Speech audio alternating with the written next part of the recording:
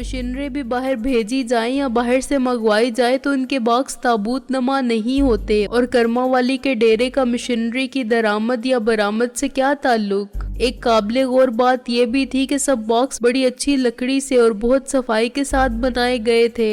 अगर इन पर स्याह रंग कर दिया जाता तो वो ताबूत तस्लीम किए जाते और किसी भी मुल्क की कस्टम चेक पोस्ट से गुजारे जा सकते थे, बशर्त ये कि उनमें लाश का चेहरा नजर भी आए। ट्रक मेरे बाएं हाथ पर 20 फुट दूर जा रुका। ड्राइवर ने इसको रिवर्स गियर में डाल के घुमाया और इसका पिछला हिस्सा प्लेटफॉर्म से मिला दिया।